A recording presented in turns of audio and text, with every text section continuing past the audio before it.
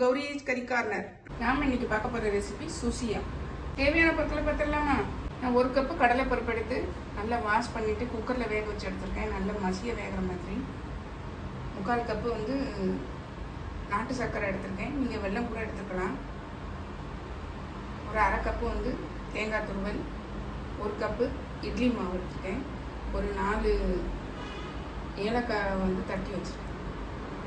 கடலை பருப்பை ஊற வச்சு நீங்கள் குக்கரில் வச்சிங்கன்னா நல்லா வெந்துடும். இல்லை கூட 2 விசில் வச்சாலும் நல்லா வெந்துடும்.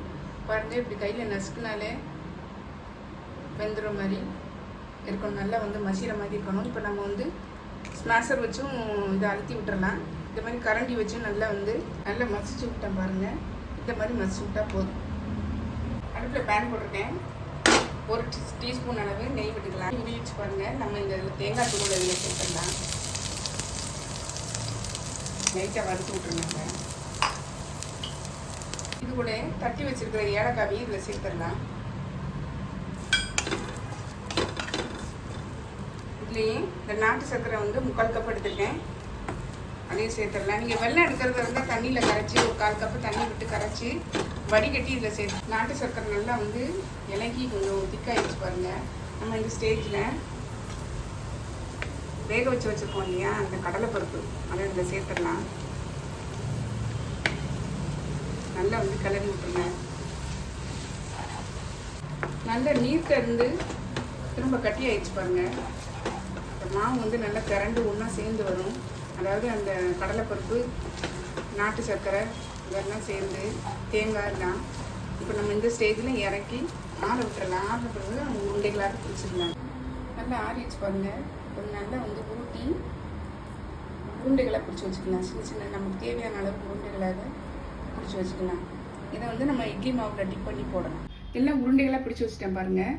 இப்போ நான் இன்றைக்கி இட்லி மாவு எடுத்திருக்கேன். இந்த இட்லி மாவுக்கு பதிலாக நம்ம 1 கிளாஸ் அரிசியும் 1/4 கிளாஸ் உளுந்து போட்டு ஊற வச்சு அரைச்சி அதை பிடிக்க வச்சு அதில் முக்கி போடுவாங்க. அதோட சில பேர் மைதா மாவையும் அதில் கொஞ்சோண்டு மஞ்சள் தூள் போட்டு அதில் உப்பு கலந்து இது பண்ணுவாங்க. நம்ம இதில் ஏற்கனவே இட்லி மாவில் உப்பு கலந்துருக்கிறதுனால இதில் நம்ம டிப் பண்ணி நம்ம போட்டுடலாம். இது இட்லி மாவு பாருங்கள், ரொம்ப தண்ணியாக இருக்கக்கூடாது. இந்த மாதிரி பதத்தில் இருக்கணும். நான் அடுப்பில் கடை வச்சு எண்ணெய் விட்டுருக்கேன். நல்லா சூடாயிடுச்சு. நம்ம இப்போ இந்த டிப் பண்ண உருண்டைகளை இதில் போட்டு எடுத்துடலாம்.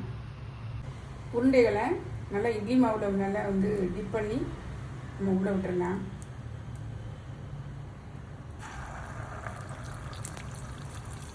கொஞ்சம் சிம்லேயே வச்சுக்கோங்க. எண்ணெய் ரொம்ப கொதிக்க இருக்க வேண்டாம். நைட்டாக அப்படியே அடியில் உட்கார்ற மாதிரி இருக்கும். நைட்டாக திருப்பி விட்ருங்க. திருப்பி விட்டு வேக விட்டு எடுத்துடலாம். இந்த மாதிரி திருப்பி விட்ருங்க. நல்லா எல்லா பக்கம் வெந்துருச்சு பாருங்கள். நம்ம இதை எடுத்துடலாம்.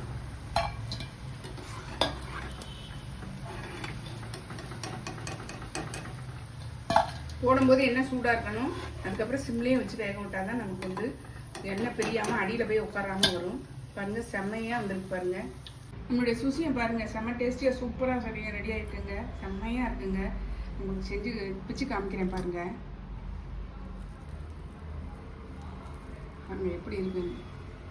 செம்மையாக இருக்குங்க. டேஸ்ட்டும் செம்மையாக இருக்குது. இப்போல்லாம் இந்த குழந்தைங்க வீட்டில் இருப்பாங்க லீவில். அந்த லீவில் இருக்க சமயத்தில் நீங்கள் இதை செஞ்சு கொடுத்தீங்கன்னா குழந்தைங்க ரொம்ப விரும்பி சாப்பிடுவாங்க. நம்மளுடைய பாரம்பரிய ஒரு டிஷ்ஷும் கூட. கண்டிப்பாக ட்ரை பண்ணி பாருங்கள். தேங்க்யூ.